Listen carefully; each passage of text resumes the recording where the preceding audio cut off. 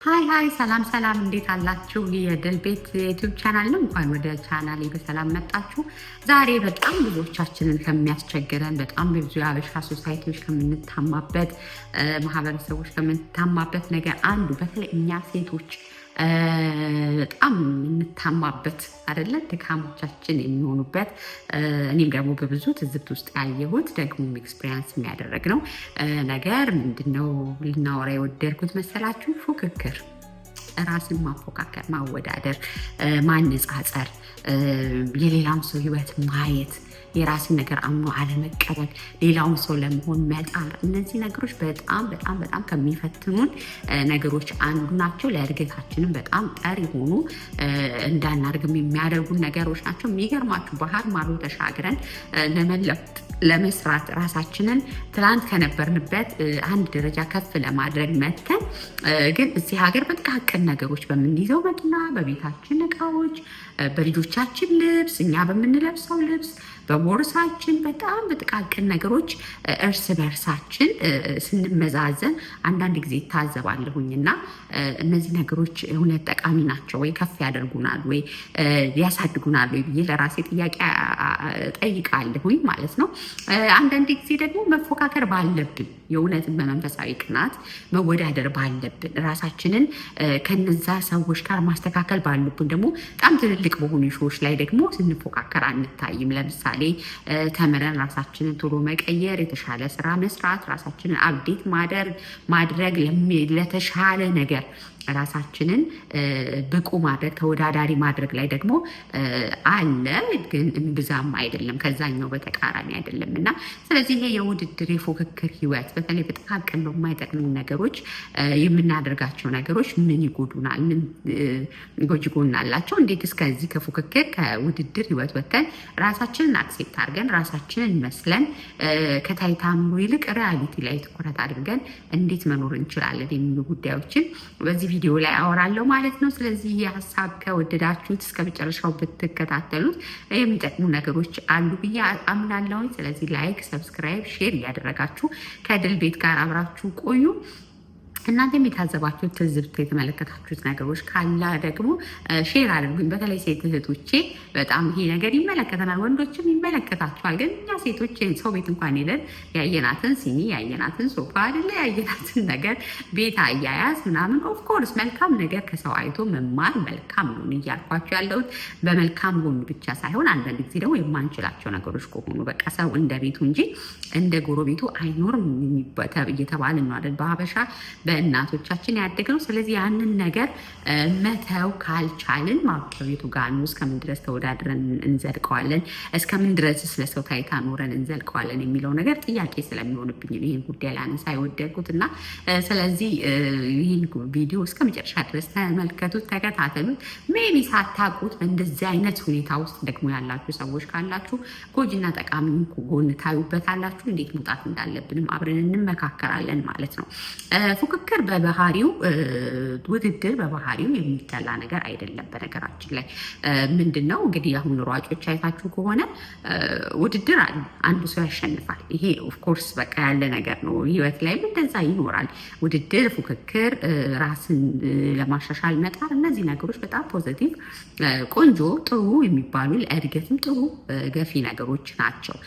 ግን በመልካም ጎኑ ደግሞ ካላየ ነው እና አስፈላጊ በሆነበት ሁኔታ ላይ ካልተጠቀም ነው ግን አንዳንድ ጊዜ ወደኋላ የሚጎትተን ነው። ምንድን ነው በመልካም ጎኑ ወይም አስፈላጊ ባልሆነበት ቦታ ልንጠቀም የምንችለው ብላችሁ ከጠየቃችሁኝ በማይጠቅሙን ነገር፣ ከፍ በማያደርጉን ነገር፣ ነገ በማያሸልመን ነገር፣ አሁን ያለንበትን የራሳችን ሁኔታ እንድንጠላ በሚያደርገን ውድድር ውስጥ ስንገባ ያኔ በጣም ከፍተኛ ውድቀት ነው ለራሳችን የሚገጥመን። ያ ምን ማለት ነው? ምን እያልሽ ነው ካላችሁኝ ለምሳሌ በምንድን ነው የምንወዳደረው? ከኛ የተማረ፣ ከኛ የተሻለ፣ ከኛ ጥሩ ገንዘብ የሚሰራ፣ ከኛ ብዙ ቢዝነስ የሚሰራ፣ ከኛ ጋር የተሻለ ተግባቦት ያለው፣ ከኛ ከተሻለ ሰው ጋር የተሻለ ሰው ለመሆን የምንወዳደረው ውድድር ከፍ ያደርገናል አይደል? ጥሩ ያደርገናል። እንደውም አንድ አባባል አለ፣ ሁሉም በተቻለ መጠን ከአንተ ከሚሻል ሰው ጋር አንድ ነገር ጠብ ከሚያደርግልክ ሰው ጋር ከፍ ከሚያደርግክ ሰው ጋር መዋል ጥሩ ነው ይላሉ የስነ ልቦና ባለሙያዎችም። ኦፍኮርስም ቆንጆ ነው፣ ምክንያቱም ሻል ያለ ነገር እያያችሁ ትሄዳላችሁ። ኦፍኮርስ ያ ቆንጆ ነው። ግን አንዳንድ ጊዜ ደግሞ ጥቃቅን ነገሮችና አቅም የሚባል ነገር አለ አይደለም? ኑሮ የሚባል ነገር አለ። የየራሳችን ሰው እንደየቤቱ የየቤታችን አኗኗር አለ እና አንዳንድ ጊዜ የራሳችንን የቤታችንን አኗኗር የራሳችንን የአቅም ጉዳይ ወደኋላ አንተውና ሰንበዲን ለመምሰል የሆነ ሰውን ለመምሰል በቃ ሙሉ ነገር ማንጨረጨረው ነገር የለም። ከአቅማችን በላይ በቃ ከአቅማችን በላይ ቤት ልንገዛ እንችላለን። ከአቅማችን በላይ መኪና ልንገዛ እንችላለን። ከአቅማችን በላይ ለልጆቻችን የሆነ ነገር ልናደርግ እንችላለን። የከሌ ልጅ ይሄ ስለተደረገላት የኔ ልጅ ይደረግለት፣ እኔ እንደዚህ በጣም የማይሆን ማብቂያ የሌለው የውድድር ግልቢያ ውስጥ እንገባለን ማለት ነው። ያ አንድ ቀን ተጋጭተን ወይ ተገልብጠን ነው የሚያቆመን ማለት ነው። እንግዲህ ታውቃላችሁ አይደለ? ስንነዳም የሆነ ወይም ፈረስ ግልቢያም የራሱን ልጓም እያበጀንለት እያያዝ ነው። ካልሆነ ጸጥ ብለን ከሮጥን መገልበጥ ነው እጣ ፈንታው የሚሆነው እና ስለዚህ አክሴፕት አድርገን ያለንበትን ሁኔታ ያለንበትን ሲቹዌሽን ያለንን ፋይናንሻል አቅም ያለንን ፍላጎት ያለንን የአኗኗር ዘይቤ የራሳችንን አክሴፕት አድርገን መኖር እንዳንችል ያደርገናል። ምክንያቱም የምናየው የባልንጀራችንን ስለሆነ የባልንጀራን ቤት አትመኝ፣ የባልንጀራን ነገር አትመኝ ተብሎ ተጽፏል አይደለም? ያ ቀላል አይደለም። ባይዘው ይሄ ምን እያልሽ ነው? እኮ እንደዚያ አይደለሁም ልንል እንችላለን። ግን ሳናቀው ይዋሃደናል። ሳናቀው ውስጣችን ይቀራል። በቃ የከሌ ልጅ ይሄን ለብሳ ይሄ ተገዝቶላት፣ በቃ የከሌ ልጅ ይሄ መኪና ተገዝቶለት ለልጄ እኔ በቃ ተሟሙቼ ልጄ ለምን ያንሳል? ልጄ ከዚህ ስቶር ልብስ ለብሶ የእንትና ልጅ ከዚህ ስቶር ለብሶ የኔ ለምን ይቀራል? ማይሆን ፉክክር ውስጥ እንገባለን ማለት ነው እና ያ ከፍ ምንም የሚያደርገን ነገር የለም፣ የሚጨምርልን ነገር የለም። እንደውም የሚቀንስብን ነገር አለ። ሳቲስፋክሽን ያሳጣናል። ያለን ይበቃኛል ማለት እናቆማለን። በቃ ባለን ምንድን ነው ያለኝ እጄ ላይ ዛሬ ያለኝ ምንድን ነው እግዚአብሔርን ላመሰግንበት የሚችለው እግዚአብሔር የሰጠኝ ነገር ምንድን ነው ብለን እንዳና ያደርገናል። ምክንያቱም አይኖቻችን እያየት ነው ያሉት የባልንጀሮቻችን ላይ ነው። አይኖቻችን የሌላ ሰንበዲ ቤት ሀውስ ላይ ነው፣ የሌላ ሰው አኗኗር ላይ ነው ያለው እና ያንን ኮፒ ለማድረግ በጣርን ቁጥር ከፍላጎቶቻችን ካለን ነገር እየወጣን እንመጣለን ማለት ነው እና ስለዚህ ሳቲስፋክሽን እናጣለን። ባለን ነገር መርካት ያቅተናል። ምክንያቱም ከኛ የሚሻል ሰው መቼም አለ የትም መቼም በየትኛውም የህይወት መስመር ላይ ከእናንተ ሻል የሚል ሰው ሁሌም እየመጣ ነው የሚሄዱ አይደለ? ከኛ እነሱም ደግሞ አሉ። ስለዚህ አክሴፕት አድርገን የራሳችንን ያለንበትን ሁኔታ ሲቹዌሽን ተቀብለን ካልኖርን በስተቀር ያንንም ለመያዝ ስንሄድ እጃችን ላይ ያለውን ነገር ምን እንደሆነ ሳናቅ ሳትስፋይም ሳንሆን ደስተኛም ሳንሆን እንዲሁ እንባክናለን ማለት ነው እና የአጉል ፉክክር የአጉል እንደዚህ አይነት ውድድር ውስጥ መግባት በጣም ከፍተኛ ጉዳት የሚያደርሰው በዚህ መልኩ ይሆናል ማለት ነው። ስለዚህ እንዴት ነው ራሳችንን አክሴፕት አድርገን ከዚህ የውድድር የፉክክር ህይወት መውጣት የምንችለው?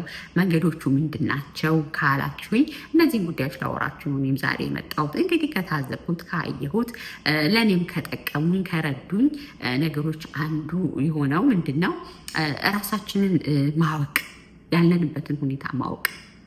ይሄ በጣም ወሳኝ ነው። ምን እያልሽ ነው ካላችሁ በጣም ቀላል ነገር ይመስላል። ራስን ማወቅ እንዲያውቃለሁ እኔ ድላብ ነኝ ምናምን ብለን ራሳችንን ዲፋይን ራስ ማወቅ ማለት ግን ያለንበትን ሁኔታ ማወቅ፣ ምን አይነት ሁኔታ ላይ ነው ያለሁት። ለምሳሌ ሴቶች ይሄ ለእናንተ ልበላችሁ። ለምሳሌ ትንንሽ ልጆች አሉ። ገና ልጆች እያሳደግን ያለን ሰዎች ከሆንን ገና ልጆችን መስመር ያላሳዝን ሰዎች ከሆንን በቃ እኔ ያለሁበት ሁኔታ እንደዛ ነው። ስለዚህ ለልጆች ሞር ጊዜ መስጠት ያለብኝ ሁኔታ ላይ ያለሁት። ልጆች ካልሲ ይዤ ከሆነ በየቦታው ዞር ያለብኝ፣ አለባበሴ ጨምሮ ያለዛ የሚመች መሆን አለበት። ጊዜ ሶሻል ኢንተራክሽን ሶሻል ላይፍ ላይ ያለን ኢንተራክሽን እነዚህ ነገሮች ኢንቮልቭመንት ምን ያህል መሆን እንዳለበት ማወቅ አለብኝ። ያለኝ የኢኮኖሚ ስታተስ ምን ይመስላል? ምን ላይ ነው ያለሁት? ምንድን ነው ያለኝ? ምንድን ነው ከሀገሬ ስወጣ አላማ አድርጌ የወጣሁት ነገር ምንድን ነው? አይደለም ሁላችንም አላማ አለን አይደለ? እንግዲህ ከሀገራችን ስንወጣ እንደው ዲቪው ስለደረሰ ወይም የሜሪጅ እድሉን ስላገኘን ብቻ አንወጣም። ኦፍኮርስ እንደዛ እንወጣለን። ግን ስንወጣ ከቤተሰብ ከሀገር ከወገን ተለይተን ስንኖር የሆነ አላማ አለን እናሳካው የምንችለው። ስለዚህ እኔ ያለሁበት ሁኔታ ምንድን ነው? ቤተሰብ በጣም ኢትዮጵያ መፍረት ያለብን ሁኔታ ነው ያለው። እኔ እዚህ ሴ ብዙ ገንዘብ ማድረግ ያለብን ሁኔታ ነው ያለው። የስራ ሁኔታ ስቴብል ነው ወይ? እኔስ ደግሞ የሚያስደስተኝ ነገር ምንድን ነው? ምን አይነት ሰው ነኝ እኔ? ይሄ በጣም መሰረታዊ ጉዳይ ነው። ራስ ማወቅ ውስጥ በጣም ብዙ ነገር አለ። እኔ ምን አይነት ሰው ነኝ? ምንድን ነው የሚያስደስተኝ? ትልቅ መኪና መግዛት ፈለግኩኝ። ኦኬ፣ ለምንድን ነው ትልቅ መኪና መግዛት ፈለግኩት? ወይም ትልቅ ቤት መግዛት ፈለግኩ። ኦኬ፣ ምንድን ነው ለምንድን ነው ያንን የፈለግኩት ብላችሁ ራሳችሁ መመርመር መልካም ነው። ትልቅ መኪና ሰንበዲ ስለያዘ፣ ትልቅ ቤት ሰንበዲ ስለገዛ፣ ወይም ደግሞ በቃ ቫኬሽን የሆነ ሰው ስለወጣ ምናምን ከሆነ የምትከተሉት ራሳችሁን እየጠላችሁ ነው የምትሄዱት። ያላችሁን ነገር ማመስገን ነው ትታችሁ ወደ ማማረር ወደ ምሬት ነው የምትገቡት። እና ስለዚህ በደንብ ራሳችንን ማወቅ በጣም ወሳኝ ነው። ማን ነኝ እኔ? ምን አይነት ነኝ? ኢንተረስቴ ምንድን ነው? ፍላጎቴ ምንድን ነው? እኔ የሚያስደስተኝ ነገር ምንድን ነው? የእኔ ታይፕ የሆነ ነገር ምንድን ነው? ይህን ከትንሹ ካለባበስ ጀምሮ ማለት ነው። እና ማንም ምንም ሊለብስ ይችላል። ማንም ምንም ሊያደርግ ይችላል። እኔ ያስደስተኛል ወይ? እኔ እንደዚህ አይነት ሰው ነኝ ወይ? ስታይሌ ነው ወይ? ታይፔ ነው ወይ? አሁን ያለሁበት የኢኮኖሚ ሁኔታ ሲፈቅድልኛል ወይ? ነገ ላይ እኔ ምንድነው ቪዥን አድርጌ ያስቀመጥኩት? ወደዛ የሚያስኬደኝ መንገድ ላይ ነኝ ያለሁት ወይ ብሎ ራስን ቆም ብሎ መመርመር አጉል ከሆነ እውር ከሆነ ፉክክርና አጉል በቃ ሰው የሆነውን ሁሉ ሆናለሁ ብሎ ከመጣጣር በጣም ይጠብቀናል ማለት ነው። እንደዛ ካልሆነ ራሳችንን ካላወቀን፣ መነሻችንን ካላወቀን፣ መድረሻችንን ካላወቀን፣ የሚያስደስተንን የሚያስጠላንን ነገር ለይተን ራሳችንን ፈትሸን መንዝረን ካላወቅ ነው ምን ይሆናል መስላችሁ? ሌላውን ሰው ለመሆን እየተጣጣርን ከራሳችን ጋር እየተጣላን ከራሳችን እየራቅን ሌላውንም ሰው ሳንሆን የሆነ ነገር ነው የምንሆነው ማለት ነው። እና አመስጋኝ አንሆንም፣ አማራሪ ነው የምንሆነው። እና ስለዚህ በጣም መሰረታዊ ጉዳይ ራስን ማወቅ፣ ራስን መመርመር፣ ምን እንደሚያስፈልገን በደንብ ማወቅ በጣም መሰረታዊ የሆነ ነገር ይመስለኛል። ሌላው ያለኝ ይበቃኛል ማለት በጣም ይሄ እንዴት ማቅረፊያ መሰላችሁ? መጽሐፍ ቅዱስም ይላል አይደለ?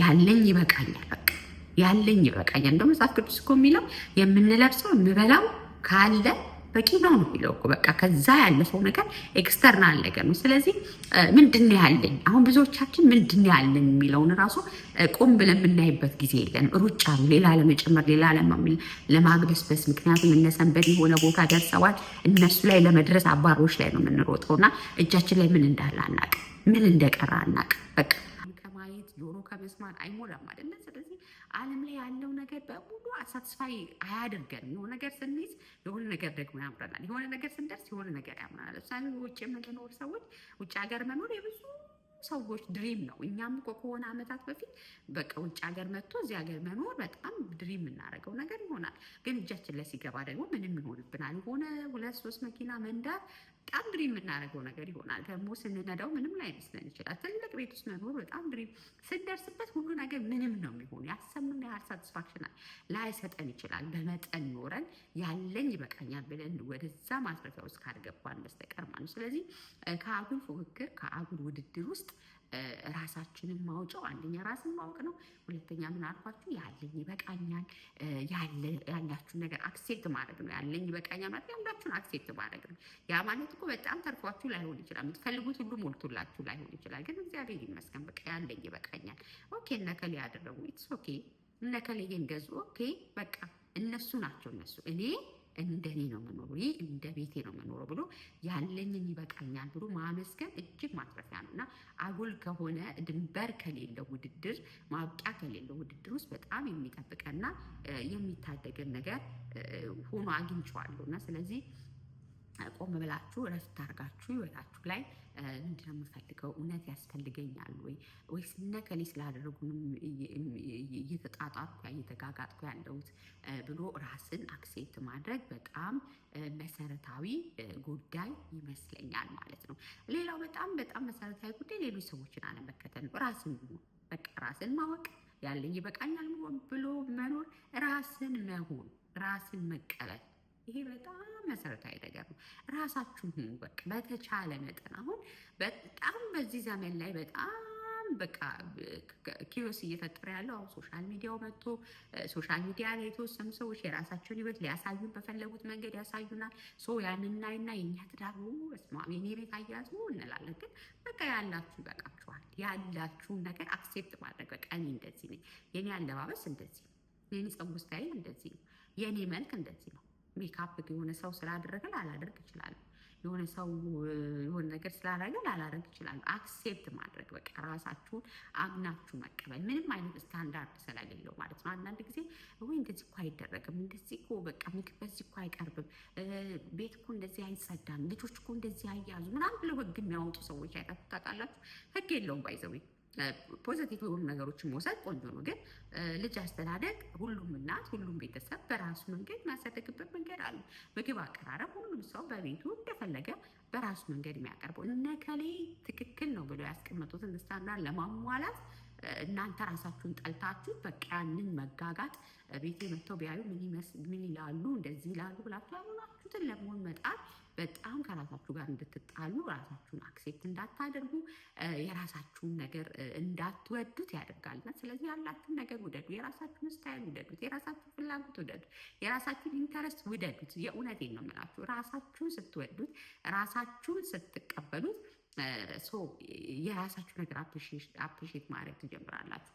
የሌላውን እያያችሁ ሳትስፋይ ከመውደድ ይልቅ በራሳችሁ ነገር መርካት ትጀምራላችሁ። እና እነዚህ መሰረታዊ ጉዳዮች ይመስሉኛል፣ በጣም ጠቃሚ ጉዳዮች ይመስለኛል። እና ራሳችሁን ማወቅ ያለኝ ይበቃኛል ማለት እና ደግሞ ራሳችሁን አምናችሁ መቀበል በጣም መሰረታዊ የሆኑ ነገሮች ናቸው። ሰው ራሱን አምኖ የራሱን ዝንባሌ፣ የራሱን ፍላጎት፣ የራሱን ቴስት ሲያውቅ ቆንጆ። ሁላችንም አንድ አይነት ምግብ አንወድም አይደል? ሁላችንም አንድ አይነት አመጋገብ፣ ሁላችንም የአንድ አይነት መኝታ ሰዓት ላይኖረን ይችላል። ሁሉም እንደየስታይሉ እንደየቤቱ ነው የሚኖሩ። ስለዚህ ኑሯችን ላይም እንደዛ መሆን ቆንጆ። ሌላው በጣም መሰረታዊ መጨረሻው ለታይታ አለመኖር፣ ለሰው አለመኖር፣ ለራሳችሁ ኑሩ። ይሄ በጣም ብዙ አበሾች በይሉኝታም በአስተዳደግም ሳናቀው የገባንበት ነገር ነው። ለሌላው መኖር አንዳንድ ጊዜ አንዳንድ ሰዎች ቤታቸው ትዳራቸው ላይ ብዙ ነገር እያለ ውጭ ሲታዩ ግን በቃ ፕሪቴንድ የሚያደርጉ የሚያስመስሉ ብዙ ሰዎች አሉ አይደለም። ልክ እንደዚህ አንዳንድ ጊዜ ጎዶሎቻችንን በልብሶቻችን በጌጦቻችን ለመሸፈን ለሌላው በቃ ብቁ ሆኖ ለመታየት በቃ ለሌላው ሙሉ ሆኖ ለመታየት ለሌላው በጣም የደላው የሞላለት ሆኖ ለመታየት በጣም እንጨረጨራለን። በቤታችን እኮ ብዙ የምናለቅስበት ጉዳይ አለ። በጣም የጎደለብን ብዙ ነገር እኮ አለ። ስሜታችን ውስጣችን እኮ አልታረቀም፣ ግን ላያችን አብረቅርቆ ለሰው እንዲታይ ሰው ምንድን ነው ሰው አየ ኦኬ ምንድን ነው አሁን ለሰው የሆነ ድራማ ሰራ ነው። ኦፍኮርስ ቀላል ነው፣ ምንም የሚከብድ ነገር የለም። አሁን ሶሻል ሚዲያዎቻችን ላይ እያየን እንዳለ ነው በጣም ብዙ ድራማዎችን እናያለን። ግን ከዛ በኋላ ምንድን ነው ቤኔፊቱ? ምንድን ነው የሚተርፍልን ነገር ምንድን ነው? አሁን አርቲስቶች ድራማ ይሰራሉ አይደል? ተዋናያን ያንን ካራክተር ተሰጥቷቸው ይጫወታሉ። ወይ ዳንሰኛ ሆነው ወይ አልቃሻ ሆነው ወይ ሰርገኛ ሆነው ወይ አፍቃሪ ሆነው ምናምን ማለት ነው። ከዛ በኋላ ሲጨርሱ ከቲያትሩ ወይም ከሲኒማው ቀረጻ ሲወጡ ተመልሰው ወደ ህይወታቸው ነው የሚመለሱት፣ ሪያሊቲው ላይ ማለት ነው። እነሱ እንደ እንጀራ ተከፍሏቸው ስለሚሰሩት ነው። እኛ ለምንድነው ትወና ላይ የምንገባው? ምንድን ነው ለሰው ታይታ ውስጥ የምንገባው? ያልሆነውን ሆነን ለመታየት፣ የሌለንን እንዳለን ሆነን ለመታየት፣ የማያስፈልግ ክሬዲት ውስጥ የማያስፈልግ የአይኑ ዕዳ ውስጥ የማያስፈልግ ልንወጣበት የማንችልበት ክራይሲስ ውስጥ መግባት ምንድን ነው የሚያተርፍልን ነገር? ምንድን ነው እንደ ማትረፊያ የምንይዘው ነገር? ይህንን በጣም ቆም ብሎ ማሰብ በጣም ጥበብ ነው፣ በጣም ማስተዋል ነው። እና ስለዚህ አንዳንዴ የምንሯሯጥለት የምንጋጋጥበት ነገር ምንድን ነው? ለምንድን ነው እየተሯሯጥን ያለነው? ያለን አይበቃንም ወይ ብለን ራሳችንን መፈተሽ መጠየቅ በጣም መሰረታዊ ነገር ይመስለኛል። እና ስለዚህ እነዚህ ነገሮች በጣም መሰረታዊ ናቸው። ግን በመልካም በፖዘቲቭ በሆኑ ነገሮች ደግሞ ብንፎካከር፣ ብንወዳደር፣ አንዳችን የሌላችንን ኮፒ ብናደርግ ደግሞ የሚጠቅሙ ጉዳዮች አሉ።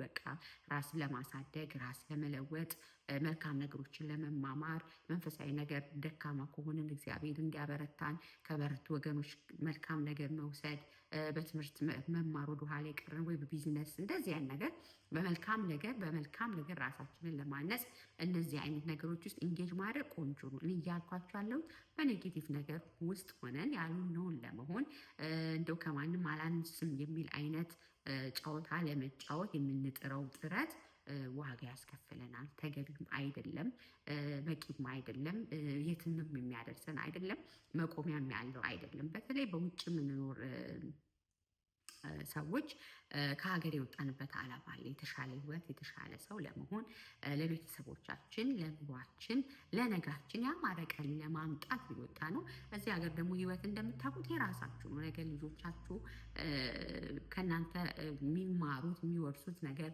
አክስት አለ፣ አጎት አለ፣ አያት አለ፣ እንትና አለ ብለን የምንጥለው ነገር አይደለም። ስለዚህ የምናገኛትን ሳንቲም የምናገኛትን ህይወት በአግባቡ በሚያስደስተን እና በሚያስፈልገን ነገር ላይ ማዋል ካልቻልን ነገ የሚባሉ ነገር በጣም የሚያሰጋ የሚያስፈራም ስለሆነ ስለዚህ ራሳችንን ካልተገባ ውድድር ያልነውን ሆነን ከመገኘት ራሳችንን ቆጥበን አክሴፕት አድርገን መኖር ማትረፊያ ነው። ስለዚህ ያለኝ ይበቃኛል ብለን መኖር ማትረፊያ ነው እና እንደዛ እናድርግ። ደግሞ እንደዛ አላስፈላጊ ውድድር ውስጥ እንድንገባ ግፊት የሚያደርጉብን ነገሮችም አሉ። ኦፍኮርስ በእኛ ማህበረሰብ ውስጥ አንዳንድ ጊዜ አስተያየቶች፣ በቃ አጓጉል አስተያየቶች።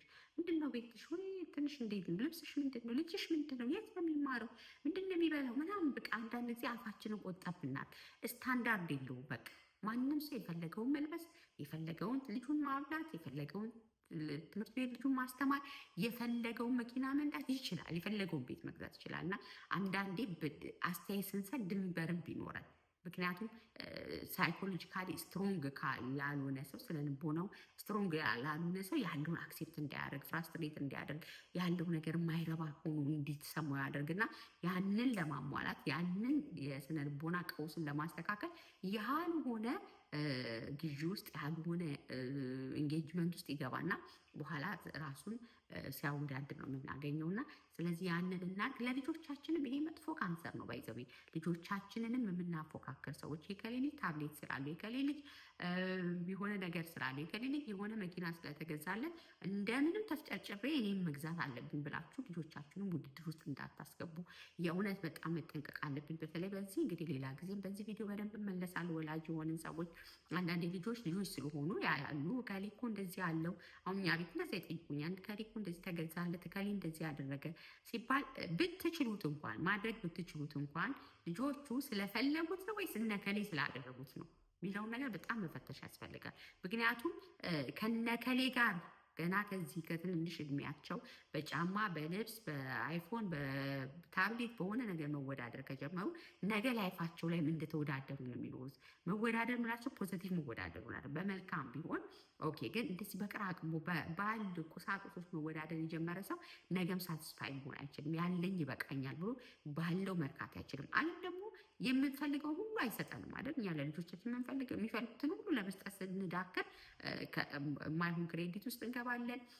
ማይሆን የስነ ልቦና ቀውስ ውስጥ ልጆቻችንን እንጨምራለን። እና እውነታው ዓለምም እንደዛም ሆኖ ሁሉም ነገር አይሰጠንም። አንን ነገር እንከለከላለን፣ እናገኛለን፣ እናጣለን። ስለዚህ ያንን እውነታ ተቀብለን በዛ እውነታ ውስጥ ሆነን ልጆቻችንን ልናሳድግ ይገባል። ስለዚህ ልጆቻችን ሰው እንደ ቤቱ እንጂ እንደ ጎረቤቱ አይኖርም የሚለውን ነገር ከመንገር ባሻገር ስናደርግ ማየት የሚችሉት እኛ የምንኖረው አኗኗር ነው። እኛ እንዴት ነው እየኖርን ያለን የሚለው መሰረታዊ ጉዳይ ይመስለኛል። እና እዚህ ላይ ቆም ብላችሁ ብታስቡ ጥሩ ነው ብዬ አስባለሁ። ይሄ ከልምዴ ካየሁት፣ ከታዘብኩት፣ ካነበብኩት ነው ወደ እናንተ ያደረስኩት። እናንተም ደግሞ እንግዲህ እንደዚህ አይነት አጉል ፉክክሮች ትክክል ያሉን የውድድር ህይወት ውስጥ ራስን አምኗ ለመቀበል ውስጥ ያሉ ጉዳቶችን እና ከዛ ደግሞ መውጫ ናቸው ብላችሁ የምታስቡት ተጨማሪ ሀሳቦች ካሉ አስተያየት መጽሐፊያው ላይ ጻፍ አድርጉልኝ። ደስ ይለኛል፣ እማራለሁ። እኔም የድል ቤት አብሬያችሁ ነበርኩኝ። አብራችሁኝ ስለነበራችሁ እጅግ አድርጌ አመሰግናለሁ። ቪዲዮ ብዙ ሰዎች ጋር እንዲደርስ ላይክ አድርጉ፣ ሰብስክራይብ አድርጉ፣ ሼር አድርጉ። ቴንኪዩ በጣም ስለምታደርጉልኝ ሰፖርት። አስተያየቶቻችሁን ስጡኝ። እንድሰራላችሁ የምትፈልጉት ሌሎች ሀሳቦችም ካሉ ጻፉልኝ። ወዳችኋል። አመሰግናለሁ። ባይ